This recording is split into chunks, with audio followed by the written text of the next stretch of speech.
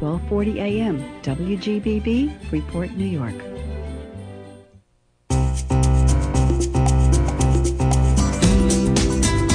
This is Healthy Living Radio with your host, Dr. David Scharf, a compelling program featuring today's top healthcare professionals. Join us as we explore the latest treatments and technologies to provide better care in today's ever-changing world of health and wellness.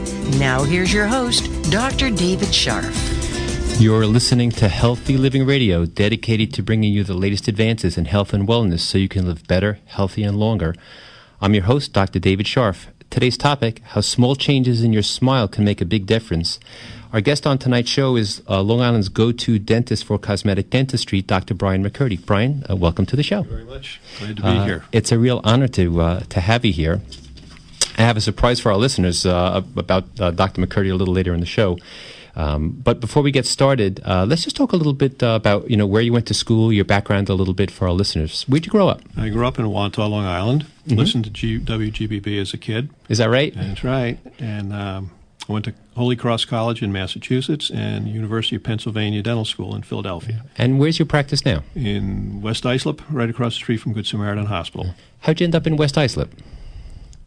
That's a funny story. My partner is my wife, and she had an interview with a dentist who was retiring, and we walked in and one evening met him, and he was like, he wanted her to take it over.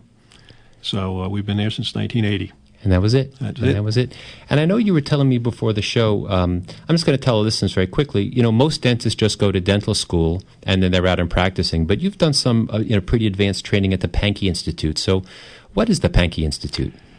It's a private, not-for-profit graduate dental school in Florida, and they have a permanent staff, and then they bring in rotating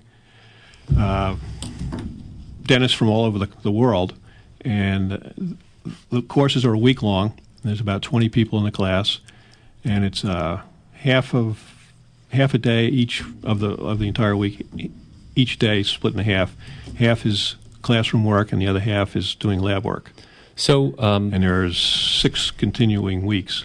So this is really advanced training. This is way beyond what you would do in dental school. Yes, way beyond. And it sounds like a hassle. You have to fly to Florida, close your practice, do that whole thing. It's not a hassle. Mm-hmm. It's a lot of fun. And you're down in Florida for a week and work from 8 in the morning till 9 or 10 at night every night. And you pretty much go out as a group. You live together mostly, and it's a lot of camaraderie and an amazing amount of information transported to you every week. Is that something that most dentists do, take advantage of a program like that? I don't think so. Mm-hmm. Most certainly do not go down to Florida to go to the Panky Institute. Yeah, it's just to tell our listeners from what I know about the Panky Institute is that the people that graduate from those programs are just a notch and a half ahead of everybody else. They really stress the things that they don't talk about in dental school that make the difference between an average dentist and a really fine dentist. So I give you a lot of credit for doing that. So we're going to talk a little bit about cosmetic dentistry tonight. And you mentioned you're in West Islip. How long have you been practicing there? 1980 we moved in. Very nice. So you're almost not new to the neighborhood anymore yet. No, not at all. So I know that you do a lot of cosmetic dentistry, and I asked you to be on the show tonight because I've seen your work, and it's beautiful. It's too bad we can't show people before and after pictures on the radio. But let's talk about who's the typical patient maybe that comes in for cosmetic dentistry. In our practice, it's patients of record, patients who have been in there for a long time and finally decided they want to make a change or have the means to make a change. Finally, kids are finished with college, and then we get referrals from previously treated happy patients, and the new patient will presumably ask their friends, "Where'd you get? What'd you do with your teeth? Who did it? How did it happen?" And they get referred in. Yeah. Are most people who want this kind of dentistry, are they college kids? Are they middle-aged people? Are they senior citizens? Where do they fall in that spectrum? I would say in our practice, most are in their 40s and 50s. Mm-hmm. The boomers haven't started flocking in yet. But there are typical neighbors, you know, not necessarily the high-end Wall Street people, and they're people just like you and me. Mm-hmm. Who's the youngest patient you've ever done cosmetic? Well, before I even ask you that, people many times say to me, we should do a show on smile makeovers. But, really, what is a smile makeover? Is it all just different words for the same thing? I would think so. You asked about the youngest. My wife is taking care of a girl right now. She's in the planning process. She's 13 or 14 and absolutely hates the color of her teeth. They're nice and straight. And I looked at her briefly and I said, why? And she hates the color. Mm-hmm. So they're working on that in the pre-treatment planning stages. Mm-hmm. So let's go to the other end of the spectrum now. Who's the oldest patient that you've done cosmetic dentistry for? A gentleman from Fire Island who was early 90s and a very dapper man, and always had one of his lateral incisors, one of his front teeth, rotated 90 degrees, and it just bugged him. And we did, I think, 4 porcelain veneers, 4 laminates, and he was absolutely thrilled. That's great. It's so funny because you think of people in their 80s or 90s as almost, not caring anymore. But it's funny, he's probably bothered him his whole life. Yeah, his whole life. And how did he find? What finally happened that he decided to take care of it? I think over a few years, when he was in his 80s, just a young man, a kid. He had a lot of problems going on in the back of his mouth, and we fixed everything. Everything was restored, taken care of, and he was thrilled. And I don't know, one day he just said, I hate this tooth, and I've hated it for 80 years, and we did it. So after putting off fixing it for 80 years, what did he finally say once it was all done? Well, actually, he said to me, you're more than my dentist, you're my friend. That's nice. That's nice. That was pretty nice. We had another one who was a teacher of mine in Wanta High School. And a couple of years ago, he came in for a regular checkup, and he had big spaces between his 4 front teeth. And I said, Jerry, why don't you think about closing them up? And he said, well, I just spent about $20,000 on my dog. On my dog? My dog. And his dog's teeth or just the dog? Health. The whole dog. Went down to University of Pennsylvania, spent a week there. Wow. And I showed him some pictures. And we closed for lunch. He came back after lunch, and he said, do you have any time this afternoon? I want to do it. Yeah. And so we did it, and a week later put 2 or 3 porcelain veneers on. And he said, if I had known this is what it was going to look like, I would have done this 40 years ago. What do you think? I mean, from these 2 stories you've told me, it seems like there's a lot of people who are unhappy with the way their teeth look, and they sort of hold it in, hold it in until maybe either you broach the topic or something happens. Why do you think people hold it in? Why don't you think people seek a remedy much sooner? I think there's a lot of fear, might be the wrong word, but it's the phrase, fear of the unknown. They don't know. Sometimes they're embarrassed. Mm-hmm. They haven't been in for a long, long time, and they... Should people be embarrassed if they haven't been in a long time? I don't think so. Yeah. Why? So how do you handle that? I mean, someone comes in and you're sensing that they're embarrassed. How do you diffuse that? Well, you make sure you don't give them a lecture and talk down to them. You just try to develop that trust level and say, this isn't so bad. There's good news and bad news. You have some problems, and we can fix you. Mm-hmm. Everyone's got their reasons, for not coming in. It's never for us to judge. No, it's never for us to judge. Some are apprehensive financially. How much is it going to cost? How long is it going to take? Is it going to hurt? Mm-hmm. What's it going to look like when it's finished? And they really are dealing from a lack of information. They don't know really anything about any of those topics. Mm-hmm. And I think that really slows the process down for them to get in. So how do they finally, so let's go through those. So you said one of the barriers people normally face is the fear of the unknown and maybe what it's going to cost. So you mentioned before that this isn't dentistry that only, the wealthy do, that your average Joe does the cosmetic dentistry. Right. And so generate some, interview, find out what they want, what they're looking for, what their expectations are. Take the pictures, take models of their mouth, and then be able to, on the models, have the laboratory put wax on them and carve them and actually show them what can be done. Mm-hmm. And if they don't like it, they don't like this, they don't like that, you send it back, you change it, and you refine it until you get it, the way they like it. So people get a pretty good sense what their smile is going to look like before it ever goes into their mouth. Yes. Do you ever get somebody that they see the wax, and they never decide to put it in their mouth? They sort of take that first step and it's not for them? Yeah, yep. And another way we do it, if it's not a big project, if it's just closing a space or something, is actually take bonding material while they're sitting right in a chair and just put it on. Mm-hmm. And not permanently put it on, just put it on and let them go home with it. Mm-hmm. And they can take it off, they can put it on, they can show their spouse. Like a test drive, drive the car home and keep it for the weekend. Call it a test chew. So when you do that for patients, how often does someone come back on Monday and say, boy, I hate having my teeth look good, let's take it? It doesn't happen too often. They're probably ready to go once they can really see what it's like. Every once in a while someone will say they really like it, and I can think of one right now, a friend of mine, and we did it, and she loved it, and it's 6 months ago. And so, call and ask her. She's not ready. They have to be ready.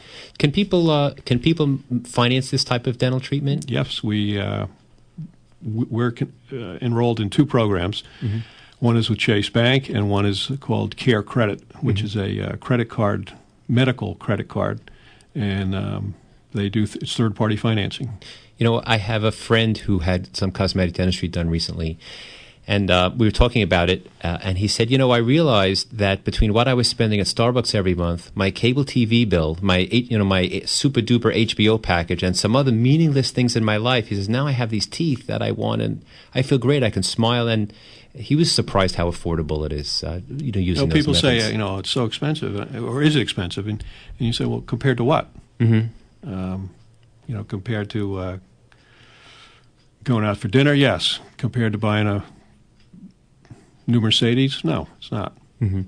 And it's funny, my dental assistant was saying to me the other day, we were kind of commenting how some people come in dressed to the nines, nice clothes, nice jewelry, nice nails, nice hair, nice pocketbook. And then they open their mouth. And Do you have a mirror? Yeah, it doesn't all fit, but it's a whole package. Many times people don't realize that it all goes together.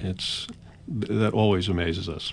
So, you mentioned that 14-year-old girl. You mentioned the gentleman in his 90s. Do you ever see college-age kids coming in wanting to get their teeth fixed, or people maybe just entering the job market in that range? I would say probably not so many college, because college years is when the dollars are pretty tight. Mm-hmm. But it happens. The college kids sometimes come in for restoring accidents. Mm-hmm. They just put a front tooth together for a young lady who's a senior at Stevens Institute and got hit by a field hockey stick. Oof. And that's a fairly common college age treatment.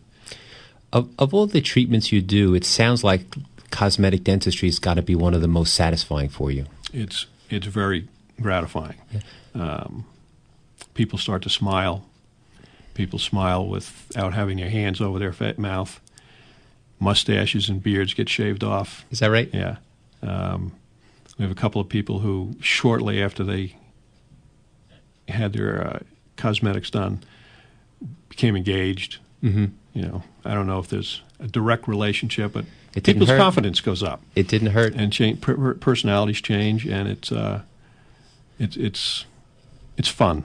The show that used to be on the makeover shows where they would take people and fix them all up and fix their teeth, and they would be these dramatic changes sometimes. Have you seen people like that as well? That really you just see such a change sometimes in their personality when the we have 2 people. They're not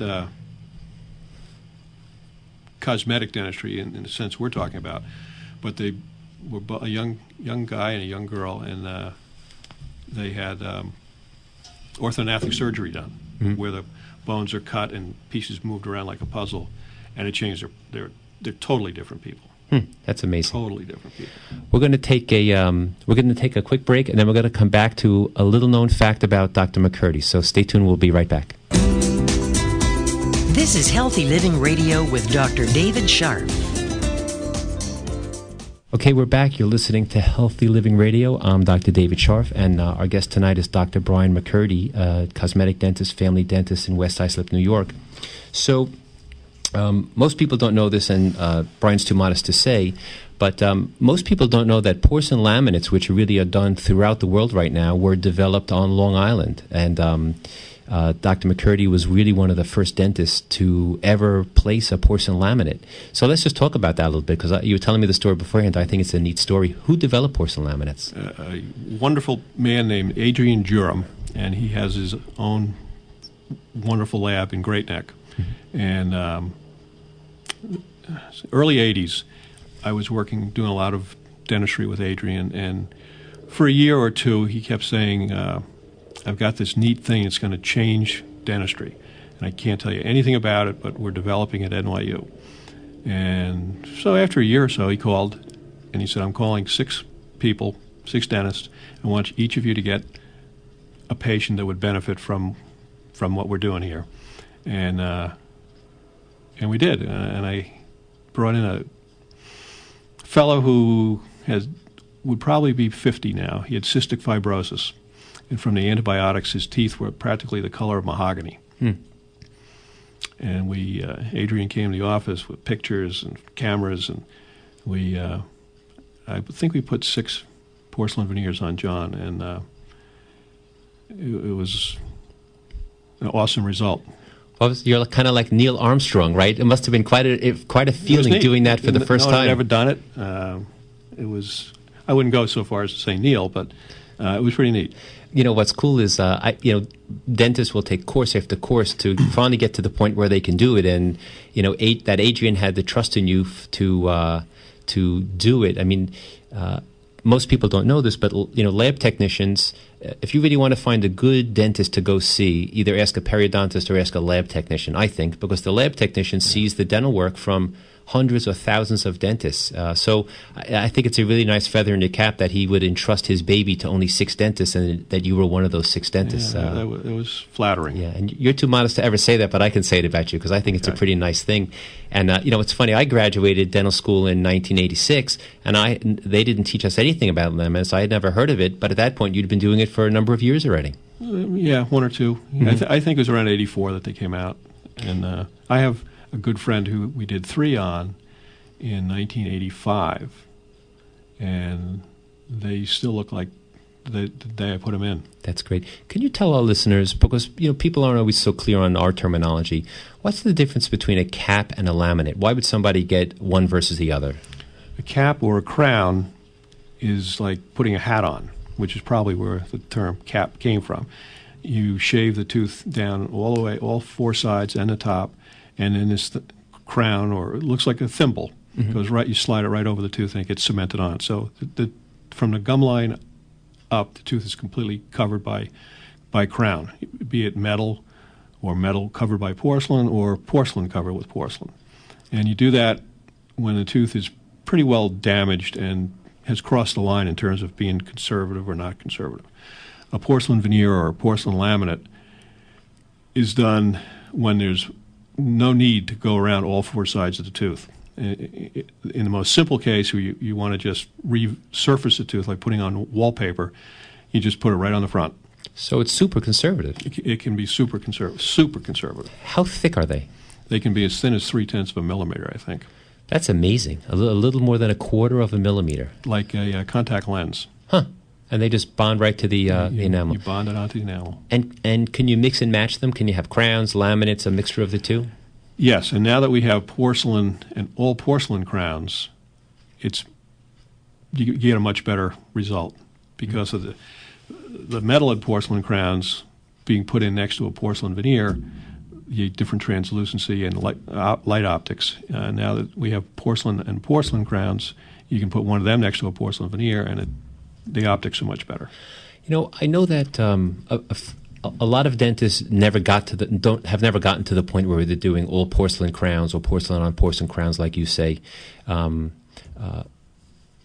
is that? Is that a new technology, or is that just some people just aren't comfortable with it? It's new, but it's not brand new. all ceramic crowns have been around probably for 15 years. And like all new technologies, a lot of people don't jump in with both feet. So you put one foot in at a time. So I did some a long time ago, and we had a lot of porcelain fractures, and then you have to redo them. Everybody's upset. Now it's very, very predictable. And then there are some people who never change. It sounds Some like people don't do implants. it's like the old saying, have you been in practice 30 years or have you repeated your first year of practice 30 times? And unfortunately, there's more people, I think, that repeat the first year of practice 30 times. Yeah. So that's some neat technology. Now, those one of the other technology things you have in your office we were talking about before was also digital x-rays. Yes. So what's the advantage to the patient of you having digital x-rays in the office? The most serious advantage is in our office with our machines. The day we went digital, the length of time of the exposure was cut down by 2/3. So if it had been half a second, now it was a third of that, and so radiation is minimal, and they're so clear and sharp, and you can enlarge them typically to like 5x7. You can even blow it up so the entire computer screen is one tooth. It's amazing what you can see. You can change the darkness, lightness. They have a couple of attachments where it's like putting the tooth underneath a magnifying glass. You can measure all kinds of things. I bet the patients really enjoy seeing it on the screen. They're kind of blown away. Does it help them understand the conditions in their mouth better than just the old way with those tiny films where you'd have to tell them, but they wouldn't be able to see it? The first shock to them is you walk back in the room after you press the button, and they look over, and there's the X-ray's there already. The X-ray's up before I get back in the room, and that's the first wow factor. And then you tell them that they essentially had no radiation, and then you can show them things that we've had this for a couple of years. And when I have to go back to compare a previous X-ray, an old X-ray, to what I'm looking at now, you can hardly even see them. And they're, what are they, an inch and a half by an inch or something? Tiny. They're tiny. Plus, much more eco-friendly. No chemicals, none of that stuff. Better for the staff, better for the environment, all that stuff. It's been a pleasure having digital X-rays. You couldn't go back. No, you couldn't go back. Absolutely not. That's a neat thing. Absolutely. What are the most getting back to cosmetic dentistry a little bit, what are the most common questions maybe people ask you, when they come in and they're thinking about doing cosmetic dentistry, or, someone corners you at a cocktail party and finds out you're a dentist? What do you think are the most pressing questions people have about cosmetic dentistry? What are my options? Are there options? What can I do? You can have crowns, you can have bleaching, whitening, you can have porcelain veneers, you can have orthodontics, you can have Invisalign, aesthetic recontouring, where you can change the shape of an existing tooth and within reason, make them straighter or shorter and polish it. And there's lots of things. There's lots of things that you do in combination. It's funny when you said lots of options. The other day I was in the mall and I went by one of these bleaching centers, and I thought to myself how if someone didn't like the way their teeth look, they'd walk into a bleaching center and all they do is bleach. So you have a hammer, everything looks like a nail. But they don't get, and those places aren't even staffed by dentists or hygienists, they don't get the benefit of an expert saying, well, these are all your options and this is what you can expect from each option. I bet most people don't realize there's more than one option typically. I think so many people come in and they, as I said before, they're uninformed, as I would be if I had to go to some other specialty.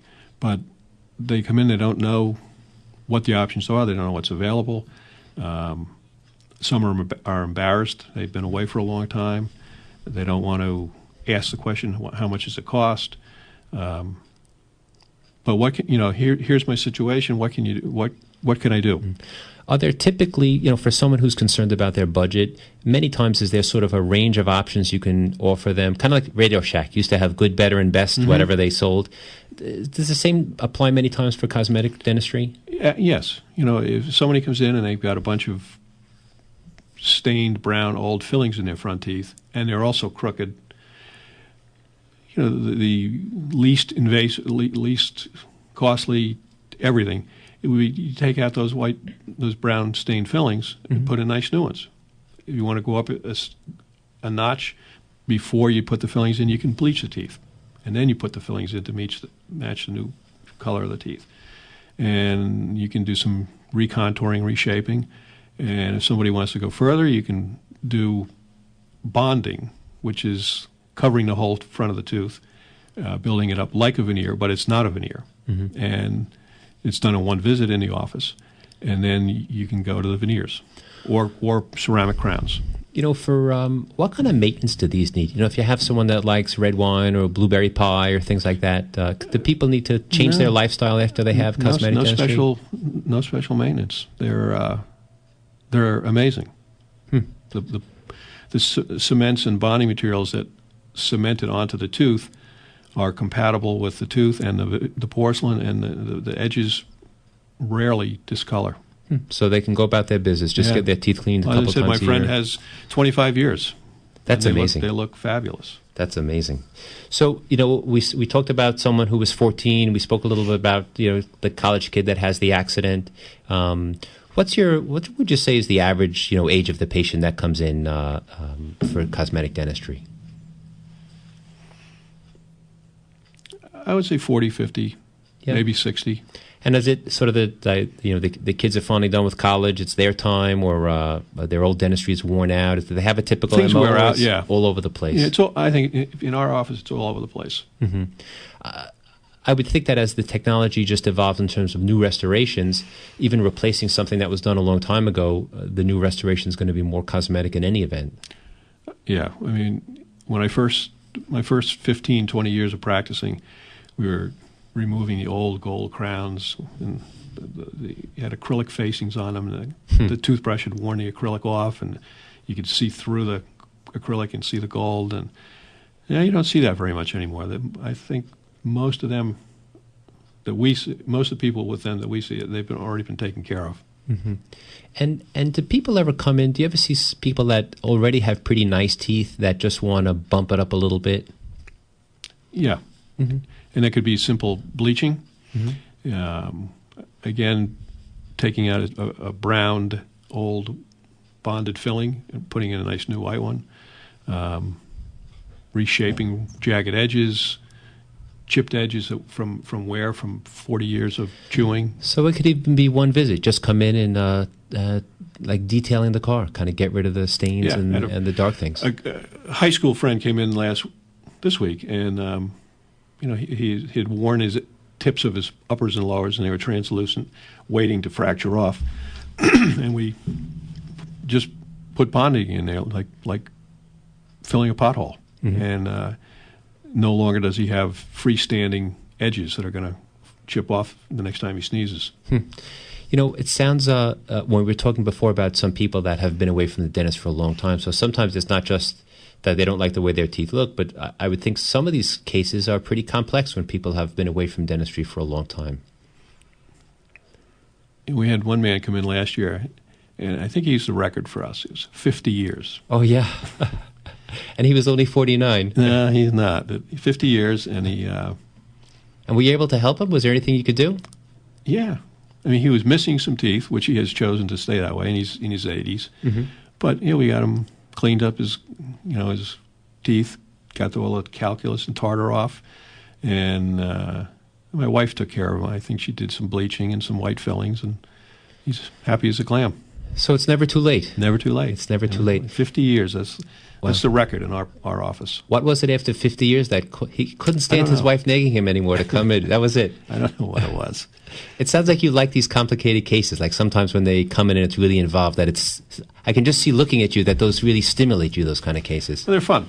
Everyone's different. Each one has a different solution and different thought process. And, you get to drag people out of their shells and get to know them and develop the trust level, and then you decide where you're going to go, and you do it. I would think that that for people listening, it would be wise to have a dentist who has either a lot of experience like you do or the advanced training, and that these big complicated cases aren't really for the dentist that's a year or two out of dental school. That's correct. Now you want somebody that's been doing it for a while, and has seen a lot of different cases and solved a lot of different problems. Yeah. You mentioned before the hammer and the nail thing, and the more tools you have in your tool bag, the more ways you have to solve a problem. Mm-hmm. We're just about out of time, so okay. I just want to let's just tell the listeners again where you practice.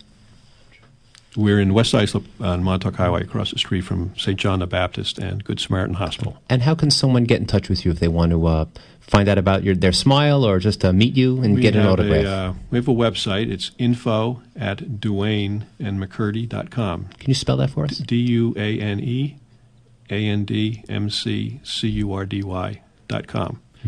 And our phone number is 669-0107. So one final word, what would you say to a listener who's listening, who's been on the fence forever, doesn't want, about getting cosmetic dentistry, but has 1,000 questions and has been on the fence? What would be your advice to them?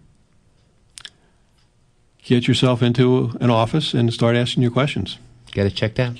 Put your embarrassment behind and go in and make the bold move. That's great.